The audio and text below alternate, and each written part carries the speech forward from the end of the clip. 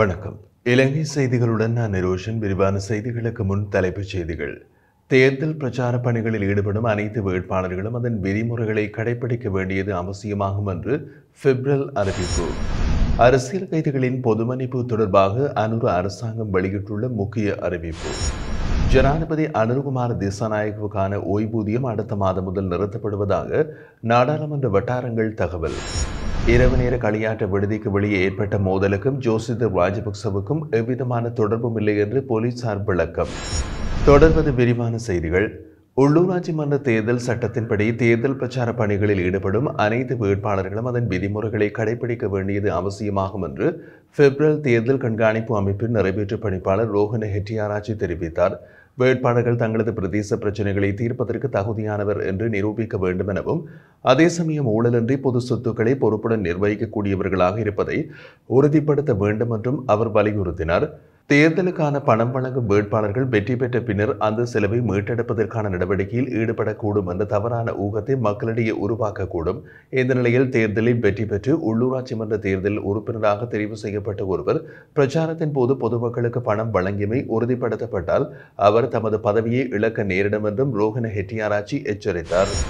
இலங்கைக்கும் ஆஸ்திரேலியாவுக்கும் இடையிலான 5வது சுற்று சிரேஷ்ட அதிகாரிகள் பேச்சுவார்த்தை மற்றும் 3வது மூலோபாய கடல்சார் உரையாடல் இடம்பெறவுள்ளது.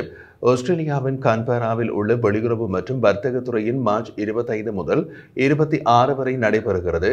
வெளியுறவு, வெளிநாட்டு வேலைவாய்ப்பு மற்றும் சுற்றுலா அமைச்சகத்தின் கூடுதல் செயலாளர் திருமதி ஜசோஜா குணசேகர மற்றும் ஆஸ்திரேலியாவின் வெளியுறவு மற்றும் வர்த்தகத்துறையின் தெற்கு மற்றும் மத்திய ஆசிய பிரிவின் முதல் உதவி செயலாளர் திருமதி ஸ்டாரா ஸ்டோரி ஆகியோர் இந்த 2 கூட்டங்களுக்கும் இணைந்து தலைமை தாங்க உள்ளனர்.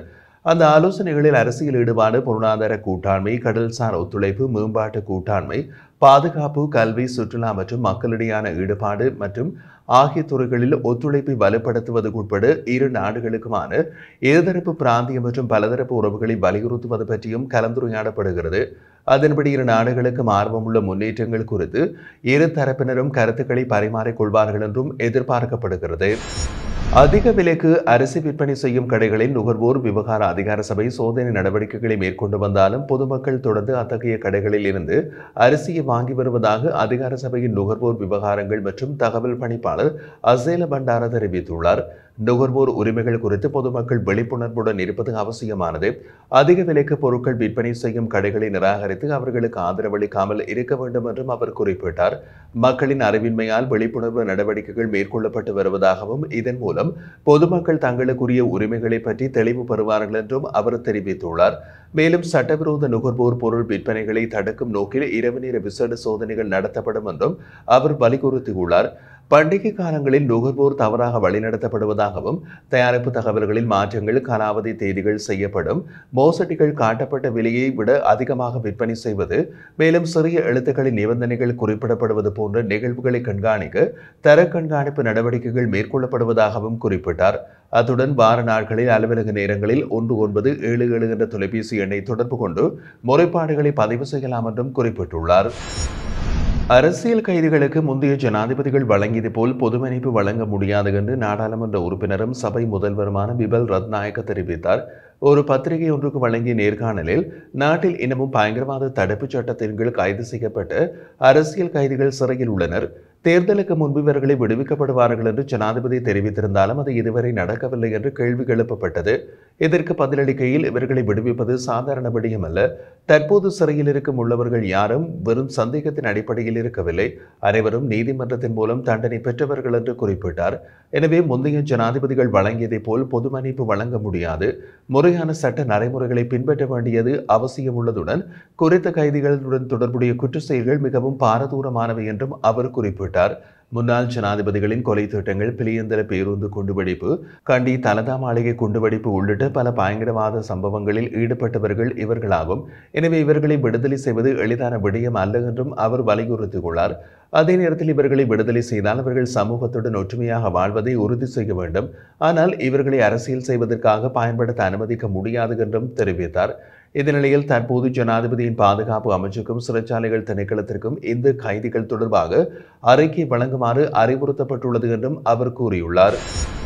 ஜனாதிபதி அனுரகுமார திசாநாயக்க முன்னாள் நாடாளுமன்ற உறுப்பினராக பெற்று வந்த ஓய்வூதியம் அடுத்த மாதம் முதல் நிறுத்தப்படுவதாக நாடாளுமன்ற வட்டாரங்கள் தெரிவிக்கின்றன. இது தொடர்பாக நாடாளுமன்ற நிதி பணிப்பாளருக்கு அறிவிக்கப்பட்டுள்ளதாகவும் தகவல்கள் வெளியாகியுள்ளது. நாடாளுமன்ற உறுப்பினராக 5 ஆண்டுகள் சேவையாற்றிய ஒருவர் நாடாளுமன்ற ஓய்வூதியத்திற்கு உரிமை பெற்றிருப்பார். அதேபோல் ஜனாதிபதியாக பதவியேற்றவுடன் அவர் ஜனாதிபதி ஓய்வூதியத்தையும் பெற முடியும். இந்த நிலையில் 2 ஓய்வூதியங்களையும் பெற விரும்பவில்லை என்று ஜனாதிபதி அனுரகுமார திசாநாயக்க கடந்த 21ஆம் தேதி நாடாளுமன்றத்தில் தெரிவித்தார். நாடாளுமன்ற ஓய்வூதிய பலன்களை நீக்குவதாக அறிவிப்பதற்கு முன்பு அவர் நாடாளுமன்ற செயலாளர் நாயகத்திற்கும் எழுத்து மூலம் தகவல் வழங்கியிருந்தார். இந்த கடிதம் நாடாளுமன்ற செயலாளர் நாயகம் மூலம் நிதி பணிப்பாளருக்கு அனுப்பப்பட்டுள்ளதாகவும் செய்திகள் வெளியாகியுள்ளது. கொழும்பு ஜூனியர் பிளேஸில் உள்ள இரவு நேர களியாட்ட விடுதிக்கு வெளியே கடந்த வெள்ளிக்கிழமை இரவு ஏற்பட்ட மோதலுக்கு முன்னாள் ஜனாதிபதி மஹிந்த ராஜபக்சவின் மகன் ஜோசித ராஜபக்சவுக்கும் எந்தவிதமான தொடர்பும் இல்லை என்று போலீசார் அறிவித்துள்ளனர். அன்று இரவு ஜோசித ராஜபக்ச தமது மனைவியுடன் குழு ஒன்று குறித்த விடுதியினை சென்றடைந்ததாக தெரிவிக்கப்படுகிறது. எதிர்க்கடையில் விடுதியின் வெளியில் ஜோசித ராஜபக்சவுடன் சென்ற குழுவினர் மற்றும் பாதுகாப்பு உத்தியோகத்தர்களுக்கிடையே மோதல் ஏற்பட்டுள்ளது. மோதலின் போது ஜோசித ராஜபக்சவுடன் சென்ற குழுவினர் பாதுகாப்பு உத்தியோகத்தர்களை தாக்கிவிட்டு அங்கிருந்து தப்பிச் சென்றதாக கூறப்படுகிறது. இந்த சம்பவம் விடுதியின் சிசிடிவி கேமராவில் பதிவானது. இந்த சம்பவம் தொடர்பாக கொம்பனி வீதி போலீசார் விசாரணைகளை மேற்கொண்ட போது மோதலில் ஈடுபட்ட சந்தேக நபர்கள் அடையாளம் காணப்பட்டுள்ளனர். இந்த நிலையில் மோதல் நடந்த நேரத்தில் ஜோசித ராஜபக்சவும் அவரது மனைவியும் சம்பவ இடத்தில் இல்லை என்பதையும் அவர்கள் விடுதியை விட்டு வெளியேறிய பிறகுதான் மோதல் ஏற்பட்டதாகவும் போலீசார் தெரிவித்துள்ளனர். சம்பவம் தொடர்பாக மேலதிக விசாரணைகள் தொடர்ந்தும் நடைபெற்று வருகின்றன. 2025 உள்ளூராட்சி மன்ற தேர்தல் சட்டமீறல்கள் மற்றும் வன்முறை செயல்கள் தொடர்பாக நாடளாவிய அளவில் நேற்றைய தினம் போலீஸ் நிலையங்களில் பெறப்பட்ட முறைப்பாடுகள் பற்றிய தகவல் அறிக்கையினை போலீஸ் தலைமையகம் வெளியிட்டுள்ளது. அதன்படி நேற்று தேர்தல் தொடர்பான எந்த ஒரு குற்றவியல் முறைப்பாடும் பதிவாகவில்லை என்று தெரிவிக்கப்படுகிறது. எனினும் தேர்தல் சட்ட மீறல்கள் தொடர்பாக மொத்தம் 6 முறைப்பாடுகள் பதிவு செய்யப்பட்டுள்ளன. மாத்துளை தம்பள வீதியில் அலுவிகாரையிலிருந்து பலபத்வல சந்தி வரை வேட்பாளர்களின் படங்களொட்டிய சுவரொட்டிகள் ஒட்டப்பட்டமை தொடர்பாகவும், மாத்தளை ரத்தோட்ட வீதியில் கைகாவல முதல் ரத்தோட்ட வரையிலான பகுதியில் அரசியல் கட்சிகளை ஊக்குவிக்கும் கொடிகள் காட்சிப்படுத்தப்பட்டமை தொடர்பாகவும், மாத்தளை ரத்தோட்ட போலீஸ் பிரிவில் வேட்பாளர்களின் படங்கள் அடங்கிய பதாதைகள் காட்சிப்படுத்தப்பட்டமை தொடர்பாகவும் முறைப்பாடு பதிவாகியுள்ளது. அதேபோல் கெபெத்திபொலாவில் உணவு விநியோகம் தொடர்பாக மதவாச்சி போலீஸ் நிலையத்திலும், பொலன்னறுவையில் பிரதான வீதியில் ஒரு வேட்பாளர் புதிய தெருவிளக்குகளை பொருத்தியமை தொடர்பாக பொலன்னறுவை போலீஸ் நிலையத்திலும், மொனராகலையில் ஒரு வேட்பாளரின் உருவம் பொறிக்கப்பட்ட பதாதைகள் காட்சிப்படுத்தப்பட்டமை தொடர்பாக மொனராகலை போலீஸ் நிலையத்திலும் முறைப்பாடு செய்யப்பட்டுள்ளதாக போலீசார் தெரிவித்துள்ளனர். மேலும் இந்த முறைப்பாடுகள் குறித்து போலீஸ் பிரிவுகளில் மேலதிக விசாரணைகள் முன்னெடுக்கப்பட்டு வருவதாகவும் போலீஸ் தலைமையகம் தெரிவித்துள்ளது. ஏப்ரல் 21 தாக்குதலை நடத்திய 2 குண்டுதாரிகள் பற்றிய சம்பவங்களை பாதுகாப்பு படையினரிடம் இருந்து மறைத்ததாக குற்றம் சாட்டப்பட்டுள்ள தெமட்டகுட பகுதியை சேர்ந்த கோடீஸ்வர தொழிலதிபர் முகமது இப்ராஹிமுக்கு எதிராக சட்டமா அதிபர் தாக்கல் செய்த வழக்கின் விசாரணை ஜூலை 2ஆம் தேதிக்கு ஒத்திவைக்கப்பட்டுள்ளது. இன்று இந்த வழக்கு கொழும்பு மேல் நீதிமன்ற நீதியரசர் நவரத்ன மாரசிங்க முன்னிலையில் விசாரணைக்கு எடுத்துக் கொள்ளப்பட்டது. வழக்கில் 2வது சாட்சியாக பெயரிடப்பட்ட முகமது இப்ராஹிமின் வீட்டில் பணிப்பெண்ணாக பணியாற்றிய பெண் தற்போது வெளிநாடு சென்றுள்ளதாக தெரிவிக்கப்பட்டுள்ளது. மேலும் மற்றொரு முக்கிய சாட்சி வெளிநாடு செல்லும் அபாயம் உள்ளதாக பிரதி சொலிசிட்டர் ஜெனரல் லக்மினி கிரிகாம நீதிமன்றத்தில் தெரிவித்திருந்தார். இதனையடுத்து குறித்த சாட்சிக்கு மீண்டும் அழைப்பாணை அனுப்ப நீதியரசர் உத்தரவிட்டுள்ளார். அதே சமயம் குறித்த நபரின் வெளிநாட்டு பயண விவரங்கள் குறித்து அறிக்கை தயாரித்து நீதிமன்றத்தில் சமர்ப்பிக்குமாறு குடிவரவு குடியகழ்வு திணைக்களத்திற்கு குற்றப்புலனாய்வு பிரிவு பணிப்புரை வழங்கியுள்ளது.